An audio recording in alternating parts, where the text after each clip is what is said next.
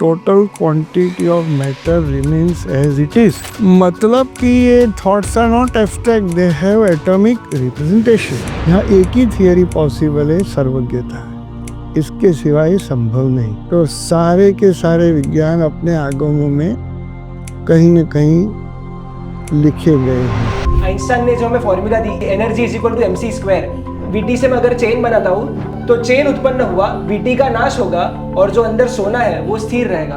क्या यही बात नहीं है जो उपनयवा विगेवा धुईवा और ये E is equal to mc square वाली बात है? उत्पन्न होना, नाश होना, उसके बीच में जो पदार्थ स्थिर होता है वो सारी विश्व की गतिविधियां समझा सकता है। तो जैन धर्म की एक बात ये है कि इसमें ये पूरा भाव प्रधान धर्म है। तो एक समय का भी प्रमाण मत करो, एक गलत विचार भी नहीं आना चाहिए, गलत शब्द नहीं आना चाहिए, क्योंकि ये आपको नहीं सारे विश्व को नुकसान करता है। यूनिवर्सल कॉन्शियसनेस जो है ना, उससे तादाद में कर लिया तो वहाँ से डाउनलोड हुआ। कैसे?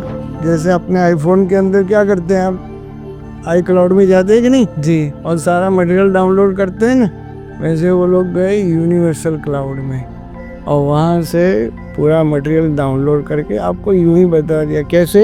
Jainism is the most scientific religion in the world. There is always a debate about science and Jainism. कुछ लोग मानते हैं कि एक साइंटिफिक फोर्स है जो हमेशा धर्म के ऊपर ऑपरेट करता है, और कुछ लोग कहते हैं कि जैनिज्म में जो बात कही गई है वही आज धीरे धीरे साइंस प्रूव कर रहा है। तो सच्चाई क्या है? यही प्रश्न आपके और मेरे मन में जो उठ रहे हैं वो हम लेके आज जा पहुंचे हैं ऐसे विजनरी के पास जिनको भारत सरकार ने 4th हाईएस्ट सिविलियन अवार्ड यानी कि पद्मश्री से सम्मानित किया गया है। पद्मश्री रिस्पेक्टेड डॉक्टर सुधीर भाई Shah, he is an internationally renowned neurologist. साथ ही पद्मश्री अवार्ड्स के साथ साथ उनको BC Roy award, torch bearer of medicine in India, United Nations के द्वारा फ्यूचर ऑफ मेडिसिन और साथ ही हाल ही में पेरिस में भारत गौरव अवार्ड के साथ सम्मानित किया गया है। श्री सुधीर भाई, टीम जैनिक आपका हार्दिक स्वागत करती है कि आज आप हमारे साथ उपस्थित हुए और हमें आपका पॉडकास्ट लेने का मौका दिया। लेकिन शुरुआत करने से पहले हम अनंत कल्याणकारी श्री जिन शासन को नमन करते हुए परमात्मा की मूर्ति को पुष्प समर्पित करें और इस पॉडकास्ट की शुरुआत करेंगे। आइए।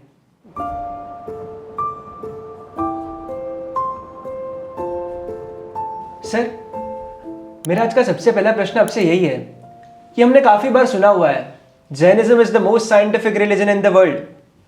तो इस पे आपके क्या थॉट्स हैं और ये आप किन किन आधार के ऊपर कह सकते हैं? जैन दर्शन का बेस सर्वज्ञ दर्शन है। प्रभु महावीर परमात्मा की बात करने से पहले हम अगर ऋषभ देव की परमात्मा से बात करें तो जब पृथ्वी पे कोई प्रकार का संशोधन नहीं था, कोई कला नहीं थी, कुछ नहीं था, तब ऋषभ देव परमात्मा ने सबसे पहले मनुष्य जाति को 64 कला और 72 कला पुरुष और स्त्री को सिखाई जी। 80 मसीह कृषि आप सब जानते हैं। तो सबसे पहला जो ज्ञान विज्ञान है जैन धर्म से आया, सब लोग जानते हैं और मानते भी हैं।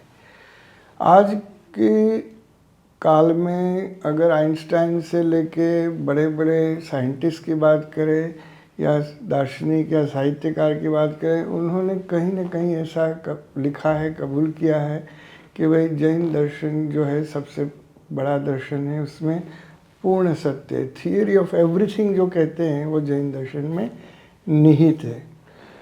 परमात्मा महावीर की बात करें तो आफ्टर अटेनिंग केवल ज्ञान, सर्वज्ञता प्राप्त होने के बाद जीवों पे करुणा की वजह से उन्होंने जो मार्ग चार्ट किया, वो चार्ट किया था एक्चुअली तो सम्यक दर्शन ज्ञान चारित्राणी मोक्ष मार्ग, मोक्ष का मार्ग बताया जी।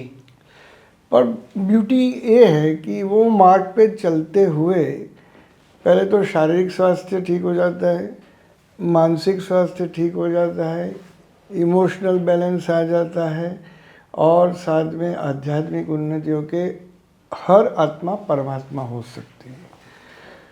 तो आप फिज़िक्स की बात करो, केमिस्ट्री की बात करो, बायोलॉजी की बात करो, साइकोलॉजी की बात करो, अप्लाइड फिज़िक्स, अप्लाइड बायोलॉजी की बात करो, एस्ट्रोनॉमी की बात करो, एस्ट्रोलॉजी की बात करो, शरीर स्वास्थ्य के सिद्धांतों की बात करो, म्यूज़िक की बात करो, कला की बात करो, ऑरा साइंस की बात करो, मेटलर्जी की बात करो, सारे के सारे विज्ञान अपने आगमों में कहीं न कहीं लिखे गए हैं। क्या बात है। उसका हमने तो काफ़ी, हमारी जो SSRI ग्रुप है उसने काफ़ी संशोधन किया, बड़े बड़े आचार्यों के साथ बैठे, बड़े बड़े विज्ञानियों के साथ बैठे हम लोग एक एक सूत्र को हमने डेसिफर करने की कोशिश की। मिसाल के तौर पे अगर आपको फिज़िक्स की बात लिया जाए, आजकल के लोग विज्ञान की बात करते हैं, अब ये तो संपूर्ण ज्ञान है, विज्ञान तो उसका एक पार्ट है। तो ज्ञान, विज्ञान, अध्यात्म ज्ञान, कला सब चीज़ आ जाती है। पर अगर विज्ञान की बात करें जिसके ऊपर आज के लोगों को गौरव है, चलो मैं भी विज्ञानी हूँ, मैं भी न्यूरोलॉजिस्ट हूँ, न्यूरोसाइंटिस्ट हूँ, तो फिजिक्स से लो तो जैसे अपने तत्वार्थाधिगम सूत्र की बात करें तो उसके 5th अध्याय के अंदर पूरा एटॉमिक साइंस है। 2nd अध्याय की बात करें तो अंदर अनुश्रेणी गति ही ऐसा एक सूत्र है, आई थिंक 2nd अध्याय में 27 नंबर का सूत्र है। उसका मतलब है गति हमेशा सरल रेखा में होती है। अब जाके कोई न्यूटन बोलता है 15वीं सदी में कि भाई गति के नियम ऐसे, उसमें गति सीधी रेखा में होती है, तब हम मानते हैं। पर हमारे ऐसे 2 ही शब्द, अनुश्रेणी ही गति ही और अविग्रह जीवस्य, ऐसे सूत्रों में पूरे का पूरा विज्ञान गागर में जैसे सागर की तरह भरा है। अणुविज्ञान की बात करो, अब 20वीं सदी के प्रधान है ऐसा मानते हैं, नील बोर है, रदरफोर्ड है, आइंस्टाइन, सब लोगों ने इसके बारे में बहुत कहा। क्या है उसमें? अणवा स्कंदाश्च संघात भेदे व्युत्पद्यन्ते भेदाद अणु। ये सूत्र तत्वार्थाधिगम सूत्र के सूत्र नंबर 25, 26, 27 नंबर पे 5वें अध्याय के। उसमें क्या आप कहना चाहते हैं कि कोई भी मैटर है आइदर अणु से बना है या तो स्कंधों से बना है, अणवा स्कंदाश्च, या तो वो फ्यूजन से उत्पन्न होते हैं या फिशन से, मतलब छोटे जो स्कंध है वो ज्वाइन होते तो बड़ा स्कंध होता है, बड़ा स्कंध को फिशन करते हैं तो छोटा स्कंध होता है। सो संघात भेदेभ्य उत्पद्यन्ते, लेकिन भेदाद अणु, अणु जो है जो कि मैटर का सबसे छोटा particle, indivisible particle, by definition हमारे शास्त्रों में मैटर का सबसे छोटा इनडिविजिबल अंश को अणु कहा, जो आज की भाषा में परमाणु कहते हैं। वो भेद से होता है क्योंकि it is not further divided. अब वो सदी में जहाँ कोई स्कूल, कॉलेजेस, लेबोरेटरी नहीं थी, तब ये कैसे संपन्न होगा? यहाँ एक ही थियरी पॉसिबल है, सर्वज्ञता है, इसके सिवा ये संभव नहीं। चलो आगे देखो क्या कहते हैं। Visibility of clusters is produce by fusion and fission, उसमें तत्स्निग्धश्च रुक्षश्च 2 प्रकार के पार्टिकल हैं, पॉजिटिव चार्ज, नेगेटिव चार्ज। वो न जगन्य गुणानाम, गुण सद्र नाम, जैसे 2 एक से अधिक अंश वाले जो पार्टिकल ज्वाइन नहीं हो सकते, गुण साम्य सदृश नाम, ये सारी जो चीज़ें हैं एटॉमिक साइंस की बड़ी संपदा है। वो सारी चीज़ें ऐसे ऐसे छोटे सूत्रों में पूरा विज्ञान, जिसको आप गौरव करते हैं अणुविज्ञान, इसमें है। आगे लिखता है तद्भाव अव्ययम नित्यम, जैसे कि it talks about universal matter, मतलब total quantity of matter remains as it is. एक पदार्थ दूसरे पदार्थ में पर्याय से बदलता है, लेकिन total quantity remains the same. तो ये आपका हुआ physics as for example. Biology की बात करें तो हमारे में तो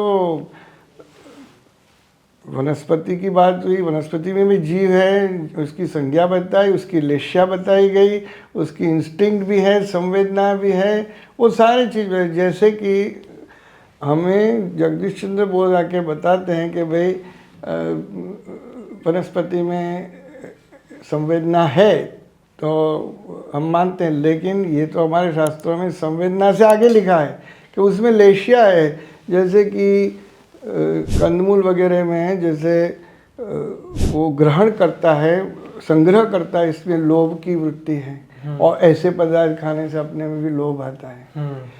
कीटक वगैरह जीवों को आकर्षण करने के लिए जो नील और कपोतलेशिया की बात करी गई है, जो हमारे स्कूल कॉलेज में हम पढ़ते थे बॉटनी में, तो ये सारी चीज़ें बताती है कि जीव विज्ञान में भी हमारा बहुत आगे स्कोर है।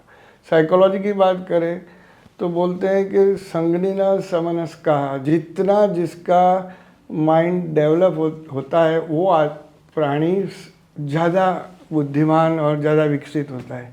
जैसे हम लोग मनुष्य होके कहते हैं कि हम सबसे बुद्धिशाली और इसलिए हम सबसे, अब उसका भी उन्होंने साइकोलॉजी की ट्रेनिंग और काउंसलिंग तक की बात है। आज से 2500-600 वर्ष पहले ये सारे शास्त्रों में काउंसलिंग तक की बातें लिखी गई है। चलो आगे बढ़ो। आगे आता है कि पदार्थ का इंडिविजुअल मैटर जो पार्टिकल है वो अणु है। ऐसा टाइम का जो इंडिविजुअल है वो समय है, हमारे में समय है, जो हमारे यहाँ सेकंड से तो बहुत बहुत बहुत indivisible, you see nothing beyond that जी। एंड वैसे स्पेस का भी दिखाया गया प्रदेश। सो ये सारी जो बातें हैं, कितनी बातें विज्ञान अभी तक समझा नहीं है, और हमारा उद्देश्य ये है हमारी संस्थाओं का कि विज्ञान को डायरेक्शन दिया जाए। एक तो डायरेक्शन रिसर्च का देना है और दूसरा डायरेक्शन देना है कि ये विज्ञान शांति के उपयोग में किया जाए, मनुष्य के कल्याण के और आत्मकल्याण में किया जाए। ठीक है, चलो इससे बाद आगे बढ़ो। तो एक भगवान महावीर गौतम स्वामी को क्या कहते थे, हर थोड़ी देर में क्या कहते थे, समय। तो उसमें क्षण का भी प्रमाद करने की मना करते थे। ठीक है, और उनको बोलते थे कि मन में एक भी खराब विचार नहीं आना चाहिए,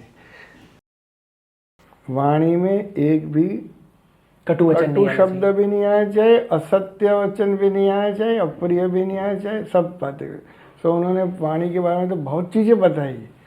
और तीसरा बोला कि शारीरिक कर्म ऐसा कुछ नहीं। तो उन्होंने तीनों को दोष माना और तीनों को कर्म का बंध माना। अब मैं भी ये तो मानता नहीं था, क्योंकि मैं सोचा कि न्यूरोलॉजिस्ट था, मैंने बोला कि मेरा माइंड में जो थॉट होता है तो एब्स्ट्रैक्ट है, उससे क्या फ़र्क पड़ता है, आपको क्या मालूम पड़ेगा, विश्व को क्या मालूम पड़ेगा जी। पर जब मैं पढ़ने गया अब्रॉड 95-6 में, फिर 98 में पहले यूएसए गया, फिर यूके गया, तब मैंने स्पेक मशीन के प्रयोग देखे, जिसमें आदमी को मशीन में डाल के बोला जाता है कि भाई तू क्रोध की संज्ञा कर, तो ब्रेन का कुछ स्पेसिफिक एरिया लाइट अप होता था, वहाँ ब्लड सर्कुलेशन मेटाबॉलिज्म बढ़ता था। और जब दया की भावना करने को बोले, चलो भाई मन में दया सोचो, तो और कुछ भावना, तो वहाँ और कुछ लाइट अप होता था। तो मतलब कि ये thoughts are not abstract, they have atomic representation. फिर हमने स्टडी किया कि भाई क्रोध आता है तो क्या क्या होता है, तो खाली यहाँ प्रॉब्लम नहीं है, पूरा नेटवर्क डिस्टर्ब हो जाता है। नेक्सस में प्रॉब्लम आता है, मेरा पल्स बढ़ता है, मेरा ब्लड प्रेशर बढ़ता है, मेरी आँख की पिपिल डायरेक्ट होती है, मेरा पूरा रेस्पिरेशन फास्ट होता है, और मेरी शरीर की सारी तंत्र व्यवस्था बिगड़ जाती है, और तब तक कि जहाँ तक मेरे इन्फेक्शन के प्रोन हो जाता हूँ, इम्यूनिटी बिगड़ जाती है, और हार्ट के कोरोनरी को इफेक्ट। तो ये सारी चीज़ें परमात्मा ने बताई। अब ये मुझे बताइए कि कौन से अलग दर्शन में ऐसी डीपेस्ट थिंग दिखाई गई है। मैं ये मानता हूँ कि बहुत से अवतार हुए, बहुत से ज्ञानी और बुद्ध हुए, नहीं है, पर कहीं भी शास्त्रों के अंदर इस तरह से डिपिक्शन नहीं किया गया। महाज्ञानी गंधर्व को परमात्मा ने खाली 3 सूत्र दिया, उनका विस्तार करते करते करते ये जो 14 पूर्व हुए और अभी जो आगम उपलब्ध है, इसमें ये तो मैंने थोड़े छोटे छोटे उदाहरण दिए। बाकी आज के परिप्रेक्ष्य में भी बहुत सी चीज़ें, जैसे काल की बात है, रिसर्च के लिए ये बहुत बड़ा टॉपिक है कि वर्तना परिणाम क्रिया परत्वा परत्वे च कालस्य टाइम के फंक्शन बताए गए हैं अपने साथ। अब हमारा विज्ञान तो 6 टाइप के टाइम जानता है, पर ये टाइम के ऐसा फंक्शन है, वर्तना, चेंज, इंस्पिरेशन, बिकमिंग, ठीक है ना, वो सारी चीज़ें उसमें है ही नहीं। तो ये विज्ञान को डायरेक्शन दे सकता है, ठीक है ना। ऐसी तो दूसरी बात की जाए तो अपने शास्त्रों में ऐसा भी लिखा है कि व्हाट इज द लक्षण, जीव का लक्षण क्या है, जीव उपयोगो लक्षणम, sentience is the defining characteristic of life. विज्ञान में ऐसी कोई डेफिनेशन नहीं है, वो लंबी लंबी विचित्र डेफिनेशन है। सो पूर्व संचित ज्ञान को उपयोग में लाना, दैट इज व्हाट इज सेंटिनेंस।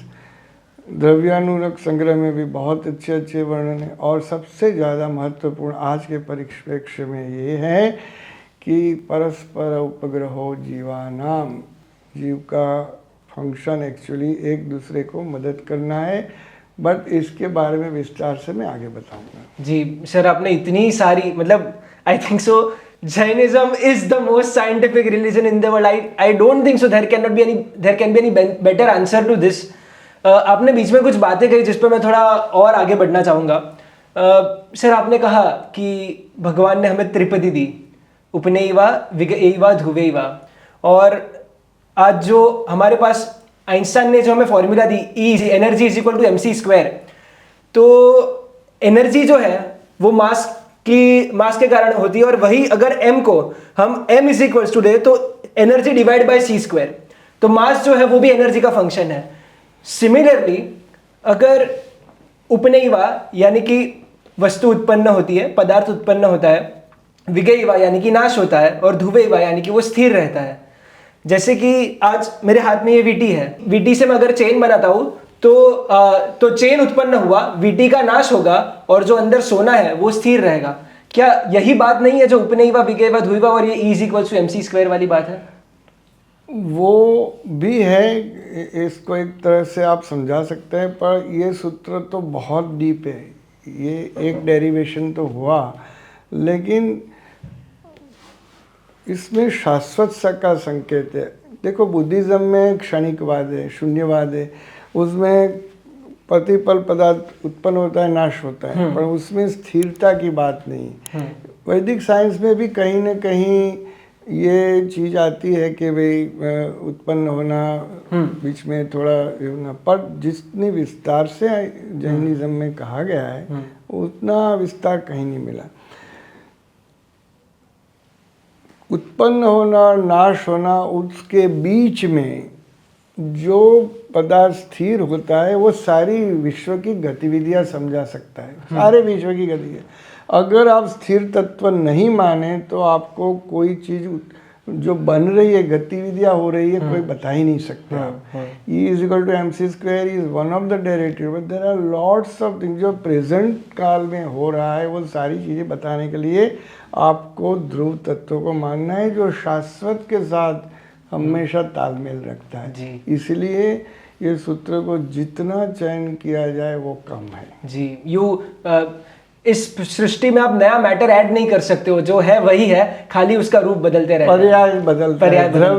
द्रव्य के हिसाब से सेम है, पर उसके पर्याय बदलते रहते हैं। वो चीज़ अगर दिमाग में बैठ गई तो काफ़ी समस्याएं दूर हो जाती है, समाधान हो जाता है और झगड़े समाप्त हो जाते हैं। वाह, बहुत खूब। सर, बीच में आपने एक और बात कही, मनुष्य को वो मशीन के अंदर डाला तो उसका एक क्रोध करने बोला तो एक एरिया लाइट अप हुआ, करुणा, दया करने बोला तो दूसरा एरिया लाइट अप हुआ।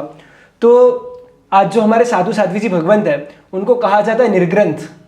निर्ग्रंथ यानी कि वो जिनके मन में कोई भी ग्रंथियां नहीं होती है। और ये जो हम क्रोध करते हैं, भले हम व्यक्त भी ना करें, खाली क्रोध मन में हो, लेकिन एक बार हम मन में भी क्रोध कर ले तो उसकी ग्रंथि हमारे मन में हमेशा बनी रहती है जब तक वो विसर्जित ना हो जाए। इसीलिए हमारे साधु साध्वी जी भगवान को निर्ग्रंथ कहा जाता है, क्योंकि उनका मन भी उतना पवित्र है कि मन में ऐसी बात नहीं है। बहुत सही बात कहा, पर उससे भी आगे एक बात मैं बताऊं कि आप ऐसा मानते हैं कि आपको क्रोध आया वो खाली आपको ही नुकसान करेगा? नहीं है सर। देखो, एक मैक्स प्रिंसिपल नाम का प्रिंसिपल है। विश्व के एक एटम को मैंने यहाँ डिस्टर्ब किया तो सारे विश्व के अंदर जितने भी एटम है कहीं ना कहीं थोड़ा बहुत नैनो नैनो नैनो के अंदर भी उसको डिस्टर्बेंस होता है। ये मैक्स प्रिंसिपल है। इस तरह आपने कहीं कोई भी जीव को डिस्टर्ब किया तो वो सारे जीवों की व्यवस्था को कहीं ना कहीं दुख पहुंचाता है या कोई ना कोई तकलीफ है। जैसे हम सुनते आए हैं कि जब मासिव हत्या होती है तो धरती कंप आते हैं, ये क्यों ऐसा है? उसका विज्ञानी लोग क्यों ऐसा मानने लगे? क्योंकि जब हम जीवों को डिस्टर्ब करते हैं या तो प्रकृति का विनाश करते हैं तो वो रिकोशेट होता है। और जैसे मेरे मन में क्रोध आया तो मेरे शरीर में तो हानि होगी, पर ये क्रोध फैलता है। आप जाने अनजाने, मैं कुछ न बोलूँ तो भी आप समझ जाएंगे, क्योंकि वो वाइब्रेशनल एनर्जी है और वो सारे विश्व में वो क्रोध के परमाणु जाके कहीं न कहीं सारी व्यवस्था को डिस्टर्ब करते हैं। शरीर, वांग, मन, प्राण, वो एक सूत्र है अपना जिसमें कहते हैं कि ये शरीर, वाणी, मन, प्राण वे सारे पुद्गल स्वरूप है।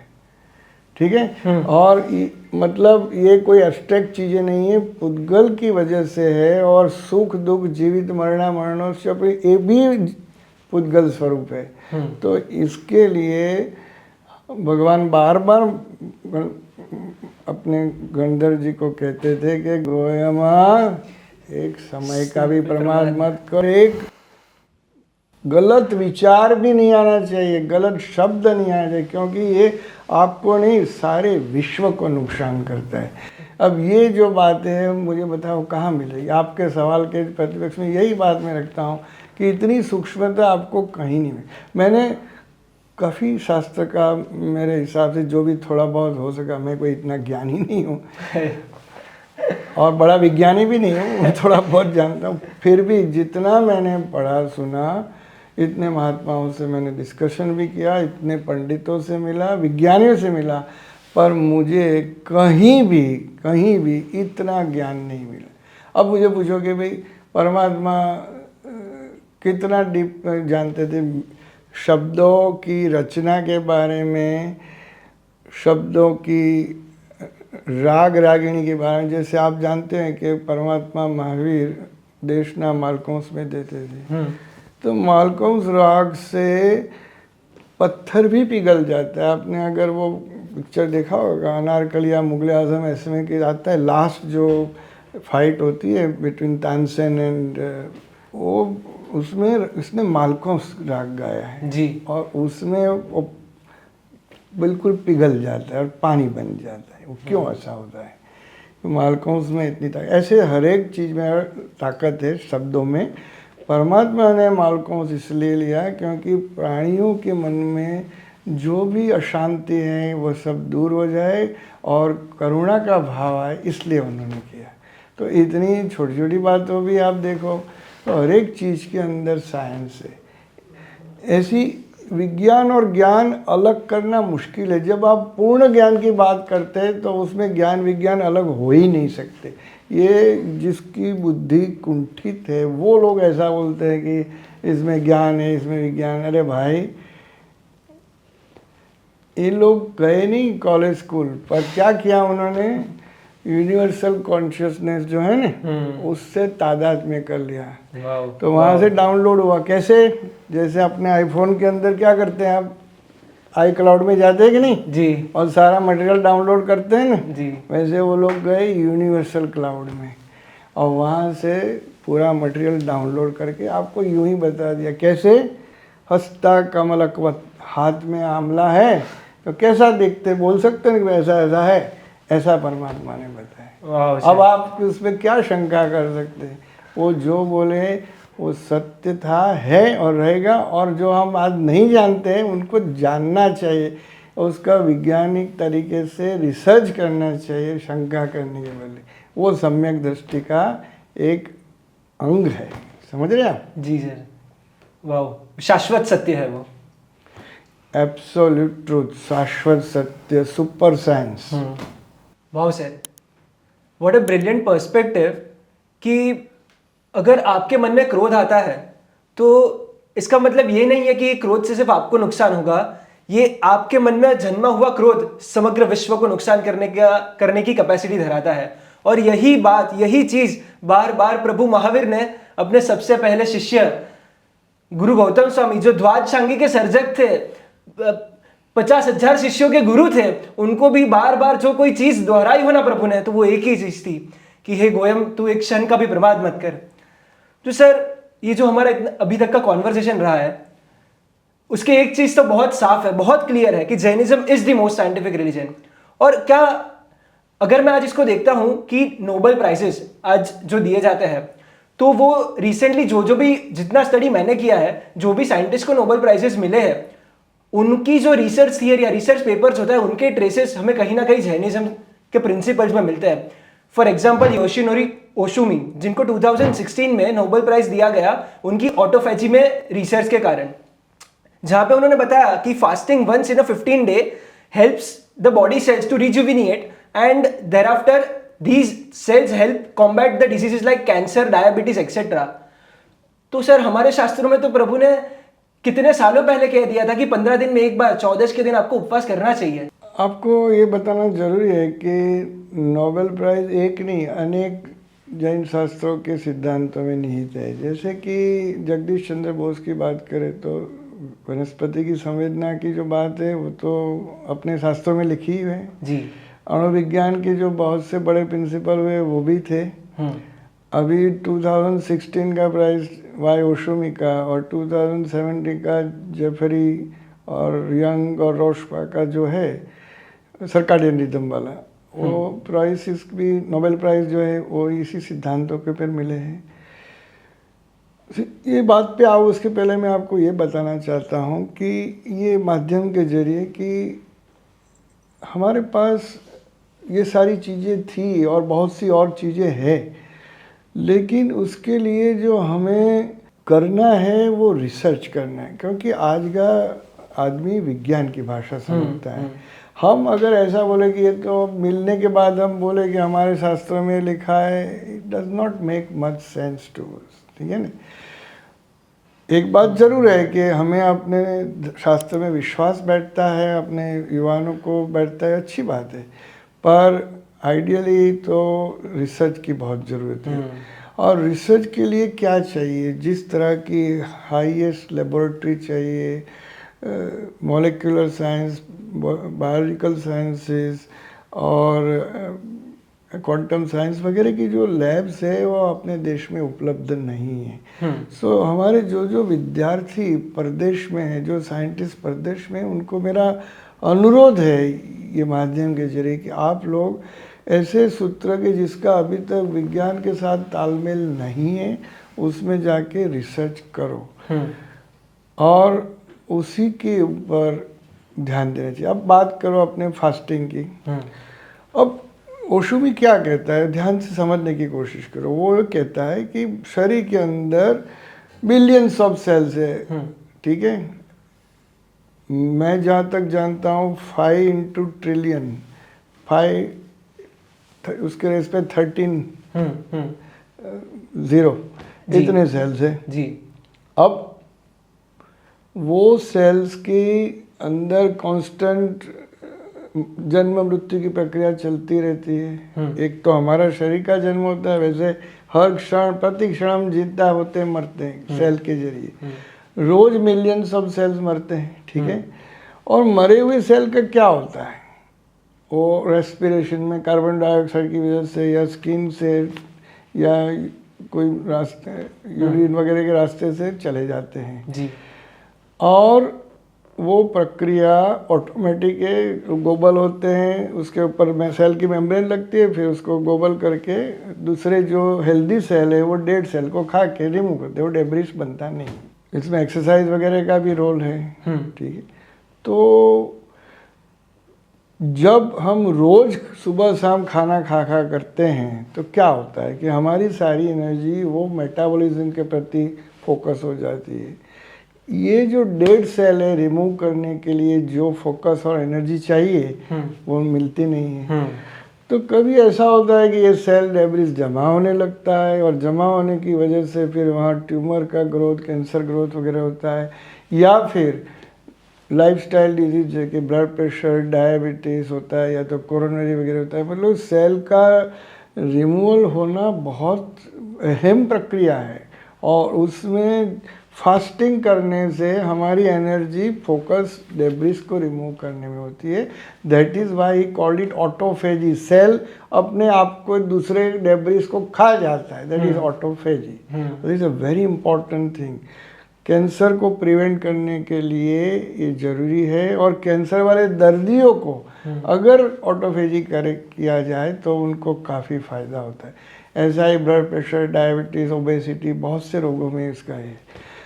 उसके बाद हार्वर्ड यूनिवर्सिटी ने उसके ऊपर काफ़ी स्टडी किया और उसने बताया कि भाई फास्टिंग हफ्ते में एक बार करो, पूरा दिन करो, या तो एक टाइम का खाना छोड़ दो, या तो फिर रोज़ कम खाओ, या तो महीने में 3 दिन बिल्कुल ना खाओ। ऐसे अलग अलग तरीके से योशुमी और दोनों ने ये बताया कि अलग अलग रास्ते हैं जो हमारे शास्त्र में एकासना, आंबेल, उपवास वगैरह के साथ आप देखो बिल्कुल ताल बैठ जाता है, ठीक है कि नहीं। जी। तो परमात्मा ने तो वो सब चीज़ें उसी टाइम बता दी थी। उन्हें तो मैंने पहले ही बताया कि ये सब चीज़ें तब की बात क्यों आई, क्योंकि हमारा ध्येय तो आत्मा का कल्याण है। मोक्ष का मार्ग लेने के लिए ये करना है। उसमें बीच में शरीर का भी कल्याण होता है, मन का भी होता है, और चित्त की वृत्तियाँ शांत होती। इसके बाद आया 2017 का जो ये प्राइज सर्काडियन रिदम का मिला, जो मैंने बताया जोफरी वगैरह को। उसको क्यों मिला? जैसे मैं जागता हूँ, सोता हूँ, मेरा सुबह में ये होता है, दोपहर में ये हार्मोन सीक्रेट होता है, वो पूरा अर्थ का जो रोटेशन है उसके साथ मेरी बॉडी की साइकिल जो है हर एक प्राणी की, वो कुछ तरह से सेट होती है। उसको सर्काडियन रिदम कहते हैं। उसका ज़्यादा विवरण शक्य नहीं है मेरे इतने छोटे समय में, पर उसका मायना क्या है? रात को एक प्रोटीन जो है, एक जीन है जो एक प्रोटीन को एनकोड करता है जो रात को रिलीज होता है, और वो दिन में डिग्रेड होके फिर ये पूरी सर्काडियन रिदम को कंट्रोल करता है।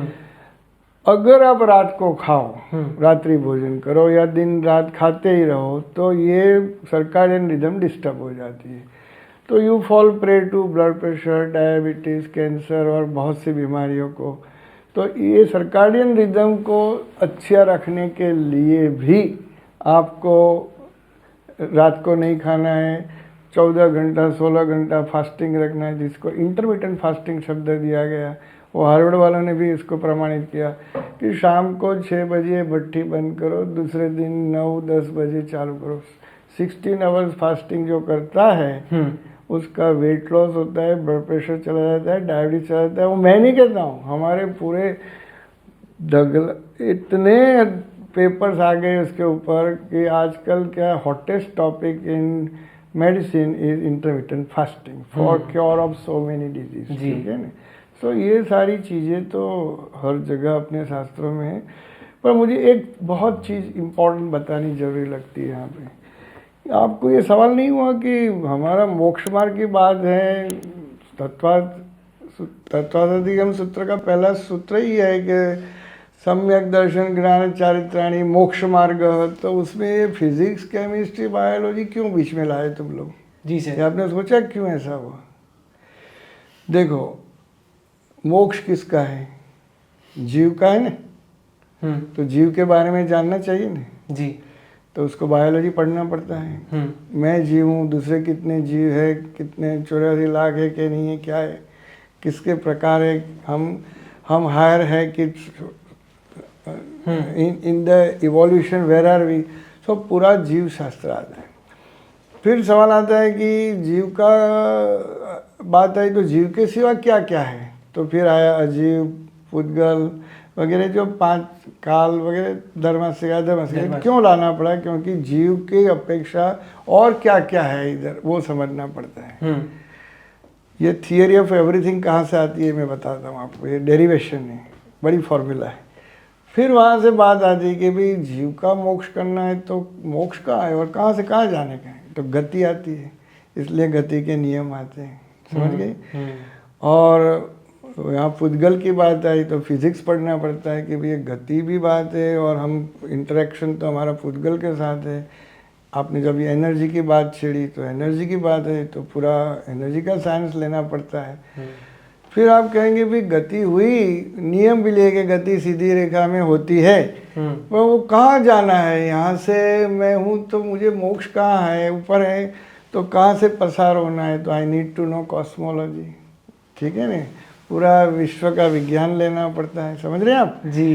फिर आता है कि भाई कॉस्मोलॉजी जानी तो कॉस्मिक प्लैनेट्स कौन कौन से, बीच में क्या क्या आएगा, लोक क्या है, अलोक क्या है, और इसमें समय लगता है, तो टाइम का साइंस आता है, टाइम स्पेस और मैटर है, समझ रहे हैं आप जी। और फिर अविग्रह जीवस्य, जो जीव मुक्त होता है वो सीधा स्ट्रेट लाइन जाता है। बाकी का जिसको जिससे योनि लेना है उसको 1 डिग्री ऐसा हो तो योनि बदल के अंदर है। जो सीधा जाता है वो ऊपर जाता है, जो 1 डिग्री चेंज होता है वो नीचे दूसरी योनि में आके जन्म लेता है। इसलिए हमारे धर्म में पूरे का पूरा विज्ञान ऐसे ही लिखा गया, फिजिक्स केमिस्ट्री बायोलॉजी, बॉन्ड कर्म का बंध, ठीक है जी। तो बॉन्ड इज केमिस्ट्री। तो ये स्निग्धश्च रुक्षस्व जो बात बताई ना मैंने, स्निग्ध रुक्ष बंध है, पॉजिटिव नेगेटिव, स्निग्धश्च रुक्षश्च, तो ये सारी चीज़ें इसलिए बताई गई। इसलिए तत्वाधाधिगम सूत्र लो, समय सार नियमानुसार वगैरह लो, उसी में सारी चीज़ें, द्रव्यानुसंग्रह, उसी में ये सारे विज्ञान इसलिए लिखे गए कि जिससे हमें समझ में आए कि what is theory of everything. तब जाके किसी के मन में कोई प्रश्न पहले भी ना हो, आज भी ना हो, और आज से 10,000 साल के बाद भी किसी के मन में प्रश्न हो, ऐसे सारी चीज़ें लिखी गई। क्या बात है। तो सर इतना सब कुछ जब आपने पढ़ा होगा, जब डॉक्टर बनने के लिए हमने सुना है काफ़ी पढ़ना पड़ता है, हमने देखा भी है, तो जब आप पढ़ रहे थे तब पढ़ते हुए आपको, जब आपने कोई थियरी पढ़ी, आपने चीज़ पढ़ी, तो आपको कुछ पढ़ के लगा अरे ये तो मेरे प्रभु महावीर ने 2550 साल पहले बता दिया था? बहुत अच्छा प्रश्न है आपका। ऐसा है कि ईश्वर ने मुझे पता नहीं क्यों पर ऐसे कोई काम के लिए जोड़ा है कि मुझे ऐसा ही बनता गया कि एक के बाद एक चीज़ें ऐसी घटी मेरे जीवन में कि मुझे सब जानना पड़ा, जानना हुआ और मैंने समझा। मेरे दादाजी श्री शांतिभाई साठम्बाकर बहुत बड़े जैन के पंडित थे। मफतलाल पंडित के साथ उनकी पढ़ाई हुई थी राजकोट में प्रभुदास पारक के पास। उनको पास से मैंने जैन धर्म का तत्व ज्ञान और षड दर्शन, भगवद गीता, उपनिषद वगैरह 9th 10th और 11th में जब मैं था तब संस्कृत भी मेरा एक विषय था, उसके साथ मैंने पढ़ा, ठीक है। दूसरी चीज़ ये हुई कि मेरे पिताजी बहुत बड़े स्कॉलर थे, डॉक्टर थे, उन्होंने एक लाइब्रेरी घर में रखी थी, 5000 पुस्तक थे हमारे पास। तो मैं लाइब्रेरी में जाके जो भी चीज़ पढ़ना चाहता पढ़ता था। अब coming back to your question, 9th standard में पढ़ रहा था तो नील बोर, फोर्ड वगैरह का पढ़ रहा था। उसी टाइम मेरा तत्व ज्ञान का क्लास ले रहे थे दादाजी, तो उसमें अणवास कंदार्श, संघात वेदे व्युत्पद्यन्ते, अणवास वेदादणु वगैरह चीज़ आई। तो मैं बोला कि दादाजी ये तो मेरे बुक में है, ये और ये कैसे? तो ये तो अपने परमात्मा ने लिखा है सब, मतलब अपने आगमों में। तो मुझे इतनी जिज्ञासा हुई, इतनी मुझे उत्कंठा हुई और एक्साइटमेंट हो गया कि मैंने सारी किताबें पढ़ना शुरू किया, बहुत डीप में पढ़ना शुरू किया। उनके साथ जीव विचार, नव तत्व, षड् सब मैंने यथाशक्ति, वो ज़माने में 9th स्टैंडर्ड में बच्चे की कितनी बुद्धि होती है, फिर भी मैंने पढ़ना शुरू किया। और उसके साथ 9-10 में जो बायोलॉजी वगैरह आती है वो भी इसमें तालमेल खा रही, क्योंकि मैं जितना डेप्थ में जा रहा था, जिन खोजा तिन पाया, गहरे पानी पैठ, तो मैं जितना डीप में गया तो हर एक चीज़ का मुझे कहीं ना कहीं जवाब मिला। सबसे मुझे प्रभु के शासन में इतनी अपार श्रद्धा हो गई। फिर मुझे ऐसा हुआ कि दादाजी की वजह से बड़े बड़े संतों, अपने जैन धर्म के समान महान आचार्य तो है ही, पर अन्य धर्म के भी कृष्ण शंकर शास्त्री, डोंगरे जी महाराज से लेके बहुत बड़े संत हमारे घर आते थे। उनकी इतनी बड़ी कनेक्शन थी और वो इतने लोगों में प्रसिद्ध थे, तो उनसे सबके पास बैठ के मैंने अन्य धर्मों का भी ज्ञान लिया, तो वो भी पढ़ना शुरू किया मैंने। तो बहुत मज़ा आया मुझे। अब फिर क्या हुआ कि मैं तो मेडिकल में चला गया, तो मेडिकल में तो 10-12 साल एग्जाइल में था, पर मेरा मन कहीं ना कहीं यहाँ जुड़ा हुआ था जी। फिर ऐसा कुछ बना, ऐसा कुछ घटना हुई कि मैं जैन डॉक्टर फेडरेशन का चेयरमैन हुआ ऑल इंडिया का। तब मैं एक जगह लेक्चर दे रहा था, थोड़ा ये सब चीज़ें छोटे पैमाने पे बता रहा था। तब चित्र भानु जी वहाँ हाजिर थे। चित्र भानु ने बोला कि बेटा तू इधर आ।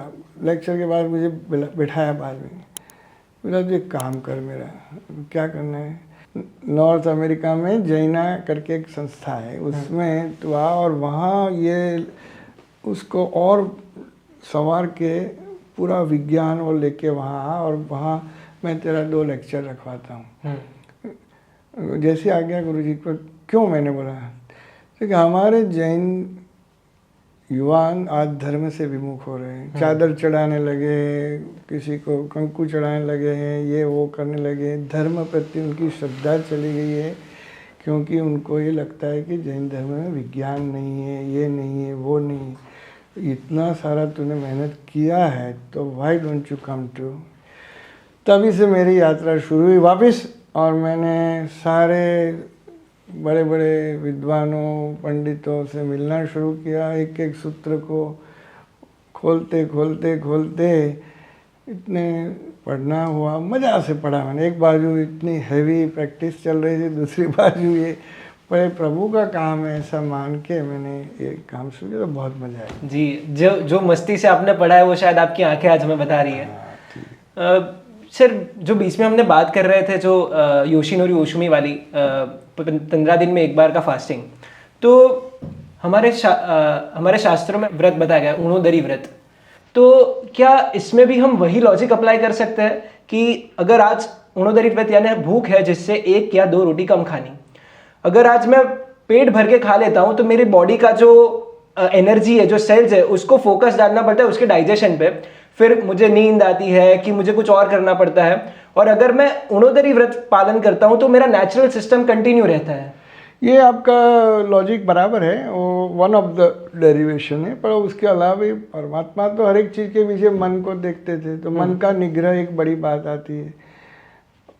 जो 6 व्रत है बाह्य और 6 अभ्यंतरीण, और उसमें व्रत करने से मन का निग्रह लाना एक बात होती है। शरीर की ये जो गतिविधियाँ है उस पर कंट्रोल आता है, मेटाबॉलिज्म ठीक हो जाता है। ओवर ईटिंग करने से पेट बिगड़ता है, पेट में से सर्व रोग होते हैं, ये भी एक बात मालूम है। और दूसरी बात ये होती है कि रात को खाने से भी बहुत से प्रकार के रोग होते हैं, जैसे कि डायबिटीज़, ब्लड प्रेशर। जितने लोग रात को खाते हैं उनको ये सारे रोग ज़्यादा होते हैं। वहीं भी इंटरमिटेंट फास्टिंग की बात आती है। रात को जो सूक्ष्म जीव जंतु है जो हम देख नहीं पाते वो भी आ जाए तो हिंसा का दोष लगता है, वो सब चीज़ें। ऊणोदरी के बाद अनशन आता है जो अपने उपवास वगैरह में लगता है। पर जो सबसे महत्वपूर्ण चीज़ मुझे लगी वो अहमबिल की बात है। एकासना भी एक बहुत अच्छी बात है, 1 टाइम खाओ या 2 टाइम, पर वो डिसिप्लिन से खाने की बात है। उसमें विगई महाविगई का त्याग करके खाना चाहिए। आजकल हम लोग एकासना करते हैं तो उसमें 15 चीज डाल के बैठ के 1-1.5 घंटा एकासना करते। अरे भाई, परमात्मा ने एकासना इसलिए नहीं कहा है भाई कि तुम कम खाओ, 1 टाइम खाओ, वो भी कम खाओ और रसद त्याग करके खाओ। ठीक है ना। और इतने में जो मिला वो खाओ, वो बोल रहे हैं, तभी सही एकासना। और उपवास का महत्व क्या है? उपवास आत्मा के पास जाके बैठने का है। हाँ, तो वो 36 आवर का जो फास्टिंग की बात है अपने शास्त्रों में, वो यही चीज की बात है। एनीवे, सो उपवास के बाद रसत्याग, कायक क्लेश और संलीनता, ये 6 जो व्रत है वो इंटरनल व्रत की तैयारी के लिए बताए गए हैं। बिल्कुल। आपकी प्रिपरेशन, और वो आते हैं अभ्यंतर विनय, व्यावच, स्वाध्याय, ठीक है ना। और उसके अंदर स्वाध्याय से बड़ा तो कोई तप नहीं है, सब परमात्मा ने बार बार कहा है, ठीक है ना। और पहले गुरु से पाठ लो, फिर पृच्छना करो, परिवर्तना करो, फिर उसके ऊपर चिंतन करो, और फिर जाके धर्म सभा करो, सबको बताओ। सो दैट इज़ व्हाट स्वाध्याय। ऐसे हर एक चीज़ में इतनी डेप्थ में गए हैं। और उसके आगे जब ध्यान की बात आती है और कायोत्सर्ग की बात, आहा क्या चीज़ है। तो सबसे बड़ी चीज़ें, मतलब जो तप की सिस्टम अभ्यंतर, बाह्य और अभ्यंतर बताई है, वो न केवल शरीर की बात है, मन और आत्मा की रक्षा की और उन्नति की बातें हैं भाई जी। जो 12 प्रकार के तप है, वो ना सिर्फ उससे आध्यात्मिक लाभ तो है ही, वो तो हम सब जानते हैं, लेकिन उससे हमारे शरीर को कितना लाभ है। शरीर को लाभ होता है जी, मन को भी लाभ होता है जी। और सारे बातों में एक बात तो ध्यान रखनी चाहिए कि जो डिजीज़ है उसकी उत्पत्ति क्या है। अपने जो स्थानांग सूत्र से लेके आचारांग और बृहत निवृत्ति वगैरह आप देखोगे, सब में शरीर शास्त्र और डिजीज़, डॉक्टर एंड डिजीज़, रोग की उत्पत्ति वगैरह का वर्णन है सब जगह पे। तो इवन ये जो भद्रबाहु स्वामी का जो ओग नियुक्ति है, उसमें भी कितना बड़ा वर्णन है कि जो अपने कोरोना टाइम में चला वो बाद में बात करेंगे। पर ये सारे शास्त्रों में, सारे आगमों में शरीर रचना, जैसे दूसरे के शास्त्र में गर्भ का विकास और उसके बारे में बात है, मतलब शरीर रचना की भी बातें हैं, आपको पता नहीं होगा, पर ये सारी चीज़ें। तो शरीर शास्त्र के बारे में भी इतनी बड़ी बातें हैं। मिसाल के तौर पे मैं आपको कहूँ, कोई मेरे पास आता है डायबिटीज़ या ब्लड प्रेशर का दर्द, जिसको मान लो किसी को हार्ट का प्रॉब्लम हुआ या स्ट्रोक हुआ, मेरे पास आएगा तो डॉक्टर होते हुए मैं क्या कहूँगा उसको कि भाई तू खाना कम खा, वज़न कम कर, रोज़ कसरत कर, तेरा 2 किलोमीटर चल, 3 किलोमीटर चल, थोड़ी शरीर की कसरत कर, और क्रोध पे कंट्रोल कर, स्ट्रेस कम कर। दूसरी भाषा में स्ट्रेस बेस बोलते हैं, पर और बोलते हैं कि भाई थोड़ा रिलैक्स हो, मेडिटेशन कर, ठीक है ना। और फिर दवाई की बात करेंगे। आजकल तो ज़्यादातर डॉक्टर दवाई की सिवा बात ही नहीं करते, पर ideally you should tell about lifestyle, diet and exercise and. So अभी आप सोचोगे हमारे शास्त्र में उठ के पहले क्या करने का बोलते हैं, पद यात्रा, 5 देरासर में जाओ, एक्सरसाइज हो गई, प्रतिक्रमण करो, गुरुदेव के पास जाके मन को पूरा निर्वैर करो, निर्मल करो, निश्चल करो, ठीक है। फिर आओ परमात्मा के पास भक्ति करो, दर्शन करो, तो एकदम पॉजिटिव परमाणु होते हैं। बाकी जो जगह जाते हैं वो तो चार्ज प्लेस है, ठीक है ना जी। और फिर आओ, थोड़ा खाओ पियो, मतलब साड़ पुरसी करो, जो भी करो, है ना जी। और भी इतना खाओ, ठीक है। और फिर सामायिक की बात आती है, क्या बड़ा साइंस है। मन को शांत स्वस्थ करना है, राग द्वेष से दूर करना है, लोभ शोक से दूर करना है, तो सामायिक के बिना कोई चारा ही नहीं है। और फिर प्रवृत्ति करो दिन भर में। श्रावक के लिए कर्तव्य बताया गया है कि दान और पूजा, और मुनियों के लिए स्वाध्याय और ध्यान। पर हमारे लिए भी बोला गया है कि आप भी ध्यान दिन में जितना हो सके तो सामायिक प्रतिक्रमण के जरिए करो। वो सारी चीज़ें जो बताई है, ये कोरोनरी डिजीज़ हो, गैस्ट्रोइंटेस्टाइनल डिजीज़ हो, स्ट्रोक हो, उसी में यही बात आती है। और हम अलग तरीके से बताए, बाकी अपने धर्म में तो ये रोग हो ही नहीं ऐसा है, और हो तो उसका निवारण भी ऐसे ही होता है। जी, समझ रहे ना जी सर। तो क्या कहाँ है ज्ञान विज्ञान में क्या फ़र्क है, मुझे बताइए। एक ही चीज़ है, हम जानते नहीं इसलिए अलग अलग बोलते हैं ना। डेफिनेटली हम आज इस प्लेटफॉर्म के माध्यम से हम ये जो भेद रेखा, आई थिंक सो आपने अभी तक के कॉन्वर्जेशन में काफ़ी बड़ी भेद रेखा एक मिटा दी है। और इसके माध्यम से हम चाहेंगे कि लोगों के मन में जो भेद रखा है वो पूरी की पूरी मिट जाए। सर, बीच में आपने डिजीज प्रिवेंशन की काफ़ी बात कही, तो मन में एक प्रश्न ये था कि कोविड-19 पैंडेमिक के दौरान specially you being on the other side of the pandemic, being on the saviour side of pandemic, क्योंकि डॉक्टर्स के लिए it was not a 90 hours week but 90+ hours week, तो उसके दौरान जैनिज्म में जो चीज़ें बताई गई है वो not as a religion but as a lifestyle काफ़ी लोगों अपनाने लगे थे। जैसे कि अगर बात करें तो मुंह के आगे हाथ रख के बात करें, अगर हम मिनिमलिज्म की हम बात करते हैं कि कल का कुछ पता नहीं था, जितना हो सके कम में कैसे जी सके, तो आई एम जस्ट इंट्रीग्ड कि ऐसी जैनिज्म में और भी बातें बताई गई है जो मैं ह्यूमन बॉडी के साइंस को समझने में या इन जनरल हेल्पफुल हो सकती है। जी बिल्कुल सही बात है।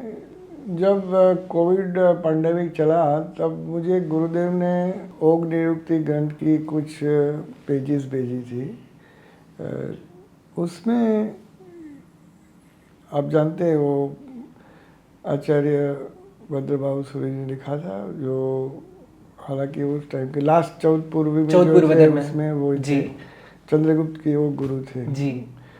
तो उनमें ये बताया था कि उस टाइम में मे बी 200 बिफोर क्राइस्ट का जो टाइम है वो करीब वो काल होगा, मुझे काल का एग्जैक्ट ध्यान नहीं है, पर वो टाइम की उस टाइम ऐसा कोई बड़ा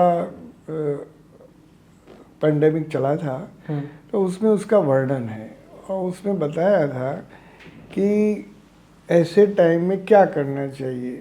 तो एक बात थी जो साधुओं के लिए थी और जनरल पब्लिक के लिए। उसमें बताया था कि सब लोग एक साथ इकट्ठे न हो, क्योंकि स्प्रेड होता है, अलग अलग दिशा में आप लोग स्प्रेड हो जाओ, ऐसा साधुओं को बताया गया। अच्छा। दूसरा कि आप मुपत्ति बराबर धारण करो और ऐसा जैसे स्थानकवासी में लगाते हैं ना वैसे, सो दैट कफ और श्लेष, नाक के श्लेष्मा से जरिए स्प्रेड न हो। फिर सब बार बार धोने की बात है, वो वहाँ मिट्टी से धोने की, बर्तन की और हाथ धोने की बात बताई थी, जो अभी हम सैनिटाइजर यूज़ करते हैं, ठीक है ना।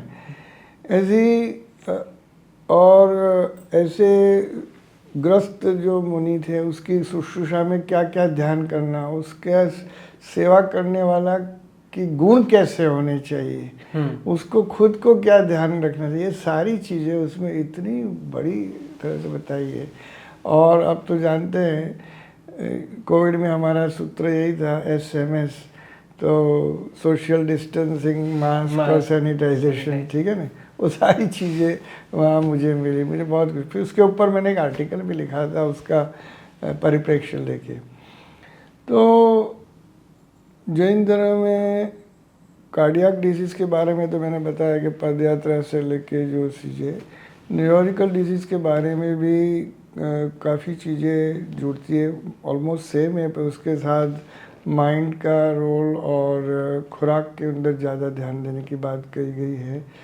और जो साइकोलॉजिकल डिजीज़ है उसके बारे में भी बहुत ही चर्चा करी गई है, और सारे साइकोलॉजिकल जो विकृतियां हैं किस तरह से रोग की उत्पत्ति का कारण है वो बताया गया है। और जैसे मैंने पहले बताया कि जो मुनि को कोई कारणसर या तो शावक को कोई कारणसर मन में विकृति पैदा होती है या विक्षेप होता है, एंग्जाइटी, डिप्रेशन, साइकोसिस, तो उनकी ट्रीटमेंट किस तरह से की जाए, उसका काउंसलिंग किस तरह से किया जाए, उसकी चर्चा भी हमारे शास्त्रों में अच्छी तरह से की गई है जी। और जो भी खुराक की प्रक्रिया है तो उसमें ये सारे रोग ही नहीं होते। हमारे वहाँ क्या कहे, मेडिकल साइंस कोई भी आदमी को पूछे भाई क्या अपना दुश्मन है, तो जो वाइट चीज़ है आपकी दुश्मन है, शुगर, सॉल्ट और ऑयल, जो घी वगैरह जो है उसमें खास के ऑयल और घी, बटर तो अलग बात है। मतलब तीन जो है तो वो अपने IMBL की प्रक्रिया में तो तीन को छोड़ना पड़ता है जी। इसके अलावा जो दूसरी वाइट चीज़ हम नहीं खानी चाहिए, वो मैदा वगैरह जो है वो भी हमारे शास्त्रों में तो मना है। चल अभी आगे बढ़ो तो विगई और महाविगई की बात करो, तो महाविगई का तो संपूर्ण मना किया गया है। महाविगई में क्या आता है, मध, मद्य मतलब दारू, अभक्ष्य चीज में जो मांस, मटन, मच्छी, अंडा वगैरह जो चीज़ें हैं, ठीक है ना, ये जो चीज़ें हैं मन को एकदम बुरी तरह से विकृत करती है, शरीर की खाना खराबी करती है और इमोशन को डिस्टर्ब करती है। इसलिए इसको महाविगय किया है। जैसे दारू पीने से क्या होता है सब जानते हैं, पर ऐसा स्टडी अगर हम करें कि मध खाने से क्या क्या होता है, इसमें हिंसा की बात तो प्रमुख है हमारे धर्म में, पर दारू से 16 प्रकार के विकृतियाँ होती है और 8 प्रकार के न्यूरोलॉजिकल डिजीज होते हैं, ठीक है। मार्चियाफा, बिगनामी डिजीज, वर्निकेस और साइकोसिस, बहुत सी चीज़ें होती हैं। तो वो चीज़ें भगवान ने लिखी कि ये सब तो महाविगई आपको लेना ही नहीं है, और मांस और जो चीज़ें हानिकारक है। अब मांस से क्या क्या रोग होते हैं वो जानने के लिए हमारा शास्त्र आपको पढ़ना चाहिए। पता नहीं किस तरह से फॉरेन में से आया है, बाकी मांस खाने से शरीर में बहुत सी विकृति होती है। इन्फेक्शन भी अलग जात के, जैसे न्यूरोसिस्टिक सर्कोसिस से लेके ट्रिपेनोमोसिस और बहुत से डिसीज़ इसके जरिए आते हैं। तो ये सारी चीज़ें, और जापान में एक रोग था, एक टापू है वहाँ पे मछलियाँ जो खाते थे उनके शरीर में जहर पैदा होता था, वो बड़ा हादसा हुआ था, उसके बारे में भी वर्णन है। मतलब ये सारी जो बीमारियाँ की जड़ है, इसलिए ये महाविगय तो टच ही नहीं करना, ऐसे हमने कहा।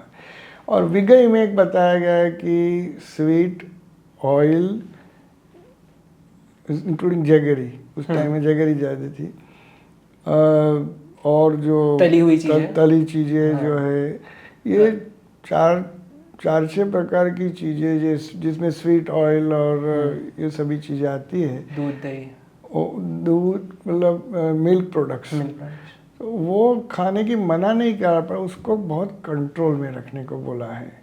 सो दूध, दही, मिल्क प्रोडक्ट, डेयरी प्रोडक्ट्स और स्वीट ऑयल और कुछ अलग विकृति वाले जो पदार्थ है। अब आप देखो तो विगनिज्म क्यों चला, क्योंकि सबने जाना कि ये एनिमल प्रोटीन है, और एनिमल प्रोटीन शरीर में बहुत से गड़बड़ करते हैं।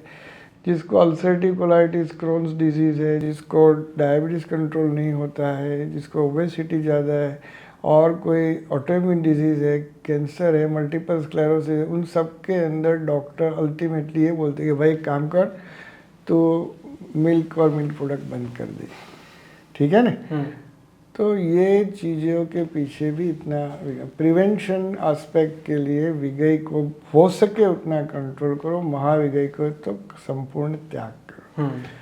अब बात आई रात्रि भोजन की, तो रात्रि भोजन उस जमाने में न कोई माइक्रोस्कोप था न कुछ था, फिर भी भगवान ने देखा कि शीत प्रकार के जीव सूर्यास्त के बाद अतिशय मात्रा में पैदा होते हैं, जो आँख से देखे नहीं जाते, माइक्रोस्कोप में दिखते।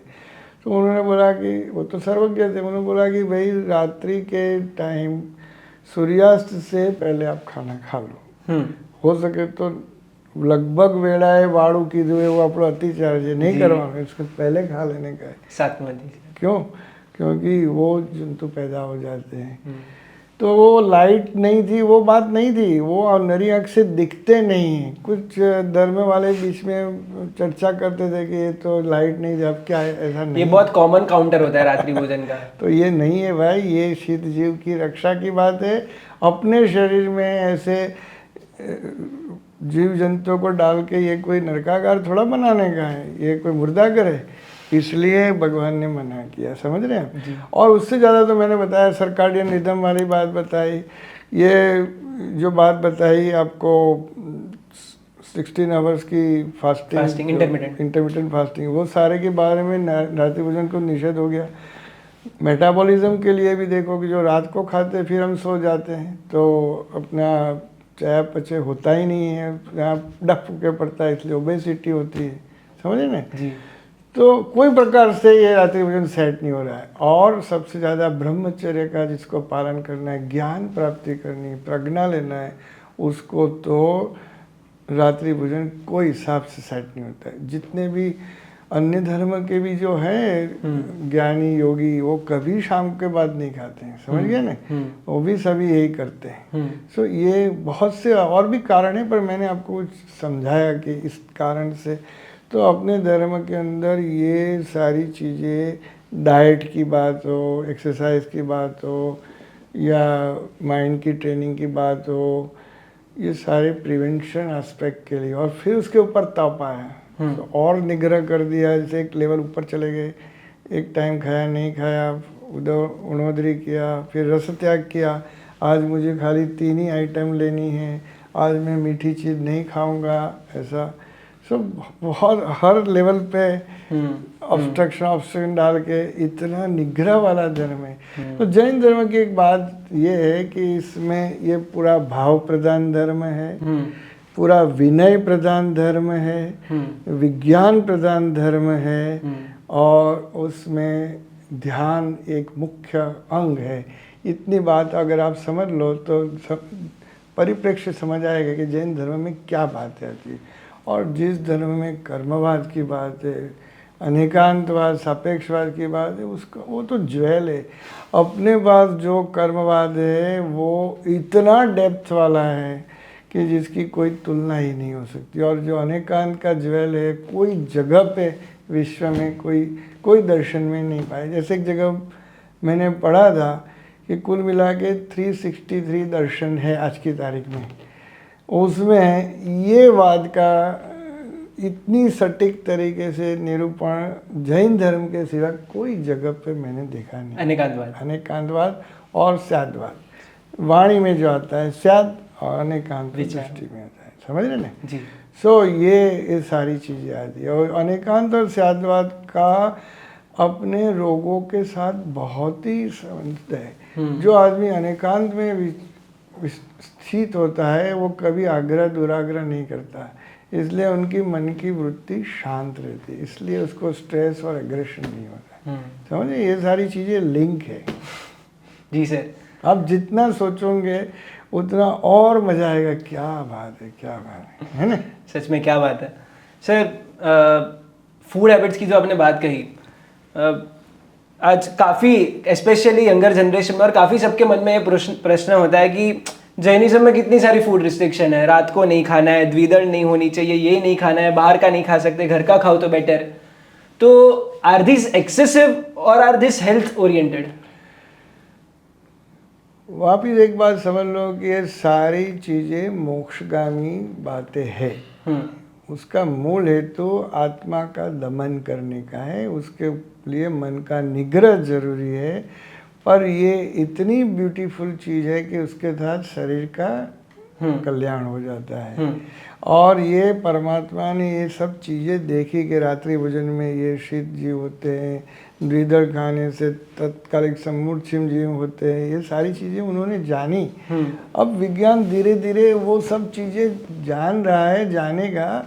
और इसलिए हिंसा तो एक अहिंसा ये हमारा जैन धर्म का मूल सिद्धांत है, उसके ऊपर ही पूरा जीन शासन खड़ा हुआ है। ठीक है ना, नींव है। और नींव के ऊपर मैंने जैसे बताया भाव विनय वगैरह चीज़ है, और उसके 4 पाए बताए, दानशील, तप और भाव। ठीक है ना, और फिर 10 लक्षणा धर्म आया हमारा, जो वो पूरा धर्म का ये बेस हो गया। पर ये द्विदल की बात हो, रात्रि भोजन की हो, ये खाना है नहीं खाना है, उसके पीछे कुछ जगह पे निषेध बताया है और कुछ जगह पे यू शुड अवॉइड, ऐसी बातें बताई। मतलब कि संसारी गृहस्थ के लिए हर एक चीज़ का कंट्रोल करना संभव नहीं हो सकता, या तो इतना वो नहीं कर पाएगा बेचारा। पर मुनियों के लिए तो संपूर्ण वर्जन, क्योंकि वो ब्रह्मचर्य का पालन कर रहे हैं। ये सारी बातें हैं। जी सर। तो जैसे आपने कहा बीच में कि if your gut is healthy then you are healthy, तो आज हम देखते हैं कि जो लाइफस्टाइल है लोगों की वो, और फूड हैबिट्स स्पेशली, तो with a special focus on food habits, Jain धर्म इस दुनिया को क्या संदेश दे सकता है?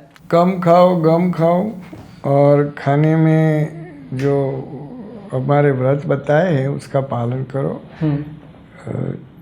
मैंने जैसे बताया कि रोज जो खुराक है उसमें 3 या 4 9 जो अपने बोलस है कम खाओ। हो सके तो 2 ही टाइम खाओ, सुबह और शाम। जैसे सुबह में 9 साढ़े 9 को पोरसी साढ़े पोरसी के टाइम एक खाना खा लो और शाम को 5 बजे, और फिर भी खाना है बीच में तो बीच में खाओ, 5 बजे के बाद कुछ मत खाओ, ठीक है। 5 या साढ़े 5 जो भी टाइम अपना सूर्यास्त के हिसाब से सेट होता है। तीसरी बात ये बताई कि रात्रि भोजन का तो कोई जिक्र करने का ही होता नहीं है। चौथी बात होती है कि उबाला हुआ पानी पियो, ठीक है। उसमें भी बहुत सी चीज़ें, उबाला के बाद क्या प्रक्रिया करना वो भी बताया गया है। फिर रस त्याग, जितना हो सके उतना कम चीज़ें लो खुराक में। जैसे मेरे दादाजी के परदादा थे, वो खुराक में खाली 3 आइटम लेते थे। उनकी प्रतिज्ञा थी कि मेरे गांव साठम्बा, हमारे परदादा का गांव, वहाँ जब तक जैन मंदिर न बने तब तक खुराक में खाली 3 चीज़ लेनी। अभी नात में गए और किसी ने पापड़ रख दिया, किसी ने अथाना रख दिया तो 2 चीज़ हो गई। फिर तीसरी जो भी 3rd चीज़ आई ख़त्म। और एक बार लिया फिर दूसरी बार खाना अंदर नहीं डालने का, रस त्याग, समझ गए आप। और ये सारी चीज़ें जो मतलब विगई का हो सके उतना कंट्रोल, रस का त्याग, महाविगई का संपूर्ण निषेध, और एकदम अप्रमाद अवस्था में खाओ। खाने के टाइम इधर उधर ऐसा नहीं, आप एक योग कर रहे इस तरह से खाओ। इसका भी वर्णन है अपने शास्त्र में। उस टाइम कुछ बोलने का नहीं, कुछ ही चर्चा नहीं, एक ध्यान कर रहे हैं, योग कर रहे हैं, यज्ञ कर रहे हैं, इस तरह से आपको खाना है। और उसकी चित्तवृत्ति एकदम शांत होनी चाहिए। यज्ञ में हवन करते हैं तो यहाँ जठराग्नि है, उसमें डाल रहे हो तो कितनी पवित्र काम कर रहे हो, तो शांति से धीरे धीरे अंदर यज्ञ में समिध अर्पण करते हो, इस तरह से खाओ जी। और तब जाके आपको। और फिर भी जो थोड़ी बहुत चीज़ें छूट दी गई है, जो शास्त्र में हर जगह लिखा है कि भाई आप हर चीज़ नहीं कर सकते। जैसे विगई बिल्कुल बंद नहीं कर सकते, तो कभी कोई बीमार है, कोई ये है, या तो किसी को आदत है तो थोड़ा दूध कर्ड ले सकते हैं, उसमें मना नहीं किया उन्होंने। वो मुनियों के लिए कहा कि भाई विगई भी हो सके तो उनको नहीं लेंगे, उनके लिए भी विगई संपूर्ण बंद नहीं है जहाँ तक मैं समझता हूँ। हमारे लिए थोड़ी और छुट्टी है, पर कंट्रोल के मात्रा में। और अगर आप अवॉइड कर सकते तो वीक में कुछ दिन तो उसको मत खाओ, ऐसा कहना है। और भी जैसे द्विदल की बात है, और भी बहुत सी चीज़ें बहुत अच्छी तरह से, जैसे तिथि का विज्ञान। अब 5म 8म 14 ऐसे क्यों आया, आपने सोचा कभी?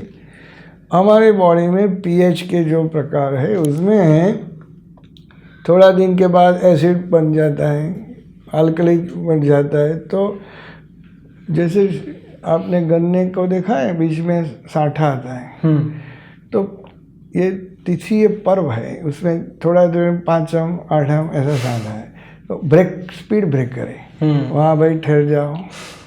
निषिद्ध सूत्र में लिखा है कि जीवात्मा जो भी काम करता है उनका जो रिकॉर्डिंग होके नए जन्म के अंदर उसकी पुण्य पाप की बात होती है, वो 5म 8म 14 को लिखी जाती है, ठीक है ना, आपने पढ़ा होगा जी।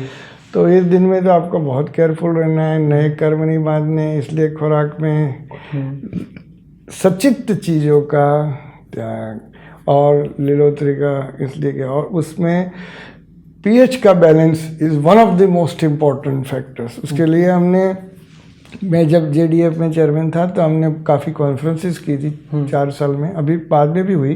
उसमें ये सब चीज़ें बताई गई कि ये किस तरह से पर्व विज्ञान, पृथ्वी विज्ञान का महत्व है, क्या खाने से क्या फ़र्क पड़ता है, वगैरह सारी चीज़ें।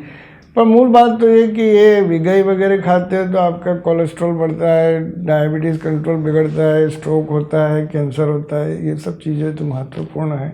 और उसको हटाओ तो आपकी स्वास्थ्य बढ़ती है, आपकी मनोवृत्तियाँ कम होती है। रस वाली चीज़ें ज़्यादा खाने से आपका काम वृत्ति बढ़ती है, ब्रह्मचर्य का भंग होता है। तो उसको कंट्रोल करो। तो ये सारी चीज़ों को मनो की वृत्ति के साथ भी संबंध है। बहुत सोचा है जी परमात्मा ने, उसके शासन ने बहुत सोचा है। जी। जो तिथि की आपने बात कही, तो उसमें जितना मेरा नॉलेज है, उसमें अगर हमारे बॉडी में जो वाटर लेवल्स होते हैं वो भी कुछ राइज होते हैं, और वेजिटेबल्स है उसमें काफ़ी मात्रा में वाटर लेवल होता है। और तिथि के दिन हम कठोल खाते हैं, तो कठोल जो होता है वो सूखे होते हैं, तो उसकी वो हेल्प करते हैं वाटर लेवल बैलेंस करने में। मतलब is this true? It is true. मैंने बोला ना पीएच उसका डेरिवेटिव है। आप वाटर, एसिड और अल्कली, वाटर एसिड अल्कली को कंट्रोल करता है। एसिड ज़्यादा है तो आप वाटर ज़्यादा लो तो अल्कलाइन होता है। हमें एसिडिटी कम चाहिए, अल्कलाइन बॉडी चाहिए, समझे ना। वेजिटेबल्स 3 दिन लिए अल्कली बढ़ी तो फिर उसको सम करने के लिए उसको बंद करके एसिड, समझ गए ना। जी सर। और इसके बाद दूसरी एक चीज़ ये बताई गई है कि चंद्र और शरीर की प्रक्रिया है। जो हमारे शरीर में 64% करीब वाटर है।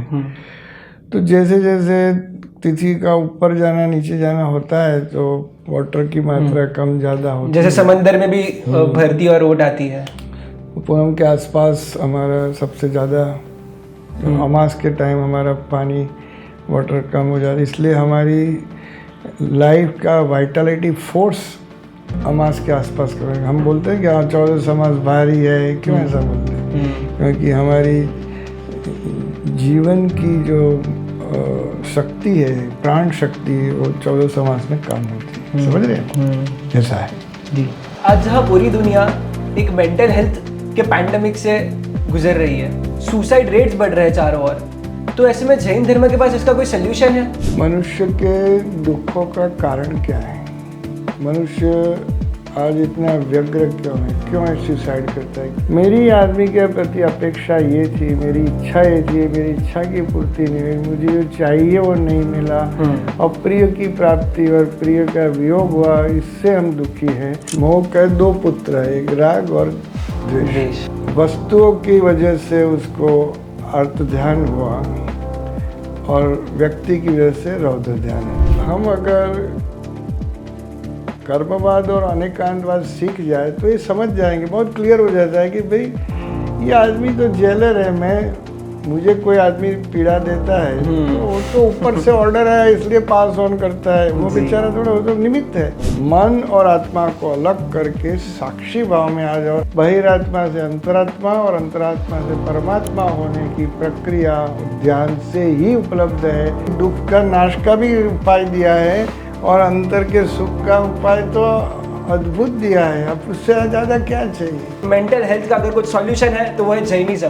फिजिकल हेल्थ इश्यूज का कोई सॉल्यूशन है तो वो है जैनिज्म।